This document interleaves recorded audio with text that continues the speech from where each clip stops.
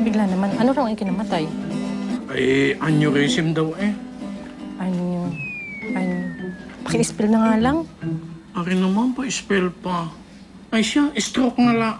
Na-stroke. Oh. Naalala ko pa nung niniligawan pa lang ako ng tatay mo. Galit na galit ang lola mo dyan eh. Kasi walang kaayos-ayos. Papanik ng ligaw, nakatsinelas. Kung anong tsinelas na lang ni hindi man ng beach walk o Spartan. Tapos, niyaya ka niya magpakasal? Oo, niyaya niya ako magpakasal. At kahit galit na galit ang lola at lola mo, pumayag ako kasi mahal na mahal ko siya. Sabi pa niya, hindi niya ako iiwan. Tapos kayo iniwan niya ako. Okay lang yan, Nay. At least, di ba, namatay si tatay ng happy? Andy, nakikiramay ako ha. Salamat po.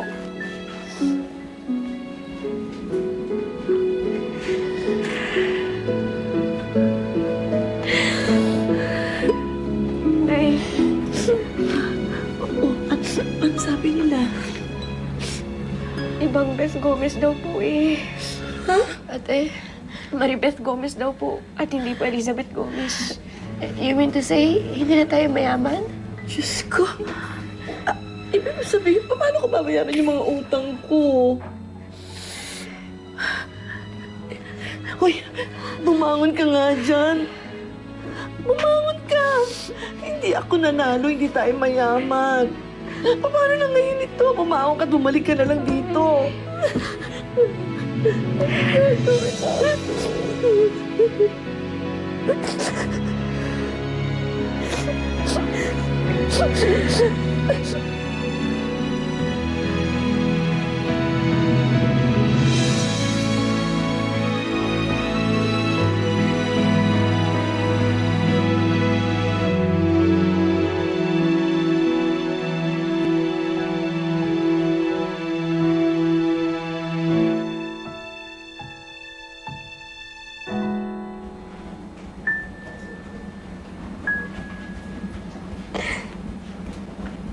Ay.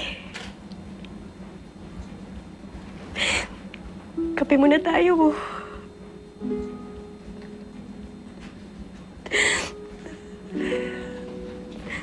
Mamimiss ko to, Tay.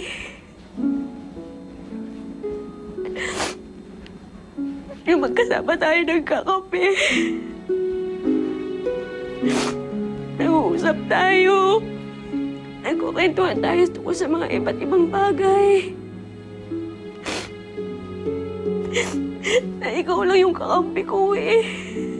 Ikaw lang yung karamay ko sa lahat ng bagay. Hindi ako makapaniwala na wala ka na, Tay. Hindi na tayo magkakapi ulit. May mamimiss kita.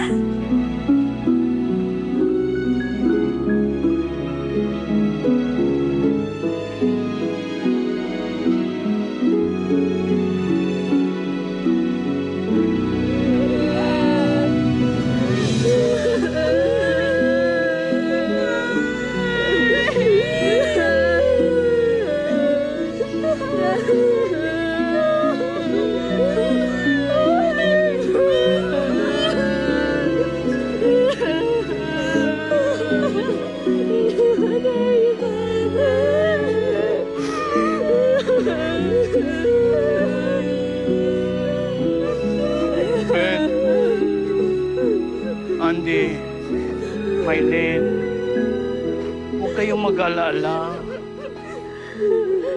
Sigurado ako, kung nasaan man yan si paring Mandang, ay masaya na siya doon. Hindi nga siya kumasaya sa kami na naghihirap dito. Hindi nga namin alam kung saan namin kukunin ang bayan sa libing niya. Mando! Bakit mo kami iniwan, Mando? Tatay ko! Aita! Hindi ko kaya to! Isama mo na ako, Mando! Hindi!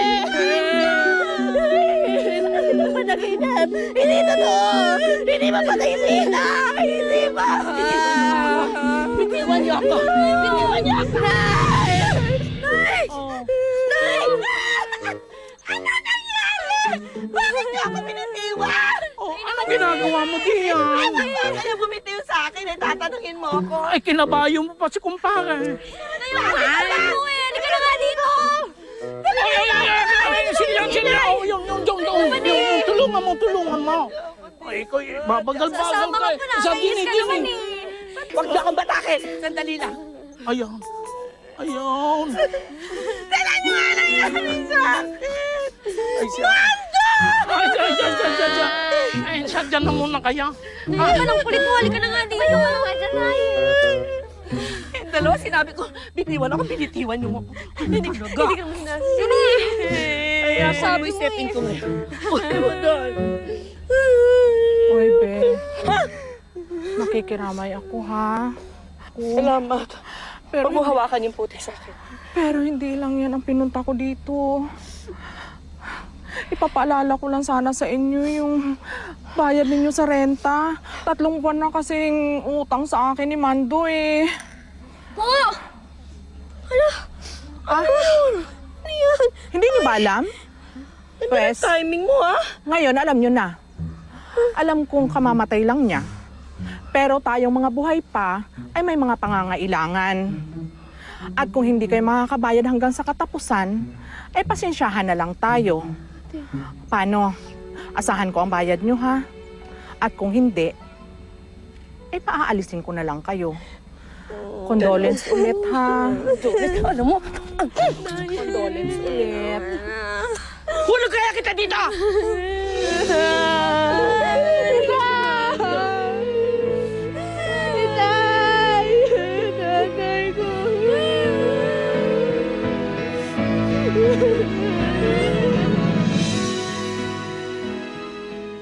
6,500. Sementeryo, 5,000.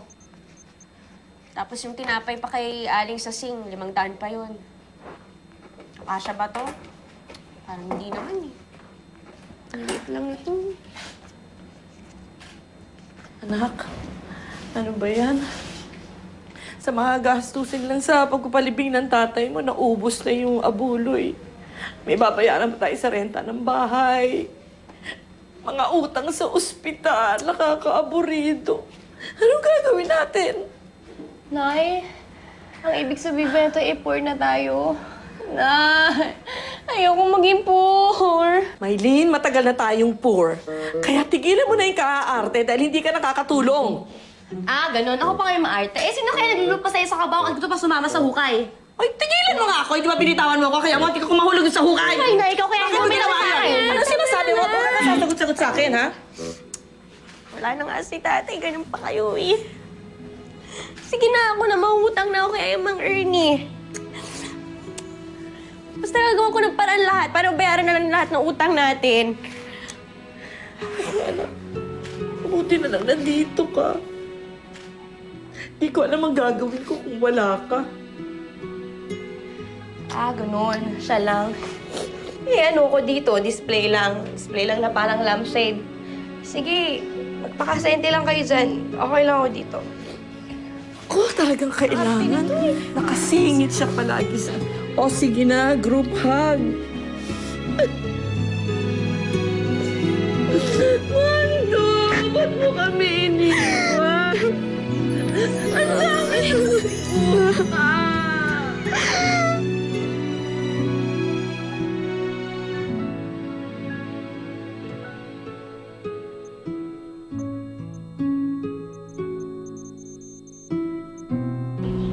Para sa akin kayo, ang pinakamahalaga sa buong mundo. Wala na akong ibang pinangarap kundi ang mabigyan kayo ng magandang buhay.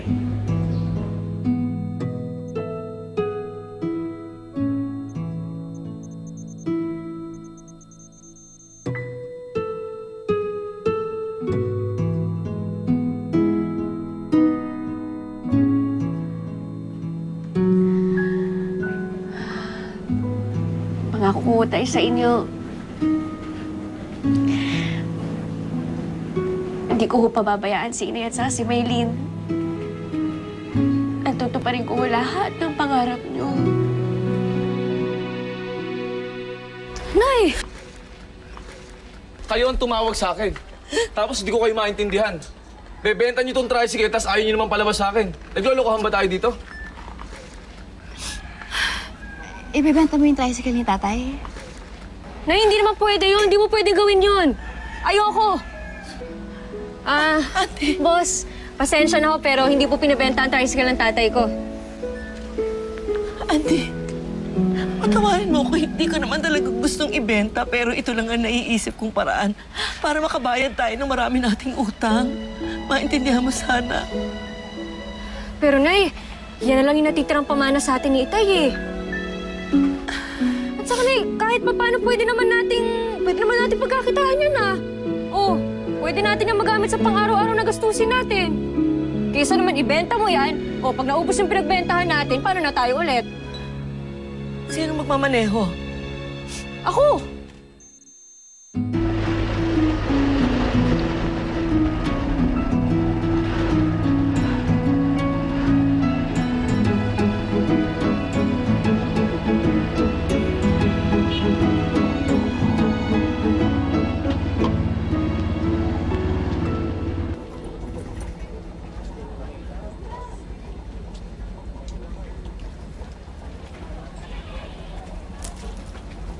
Anak ni Mando to ah. Kababae mo tao, nagmamaneho ka ng tricycle. Oo nga. Alam mo kung ako sa'yo, manahi ka na lang ulit dun sa inyo. Bakit? Wala naman hong batas ang nagsasabing bawal magmaneho ng tricycle ang babae ah. Saka itong tricycle ng tatay ko may permit to ha. Palaban to, ha? Tignan natin kung ubra ka. Hoy, tapusin mo na yan.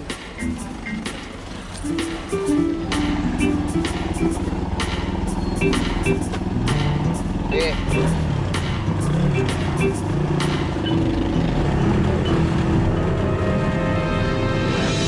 Uy! Ano ba? Hey! Oops! Sorry! Babae kasi.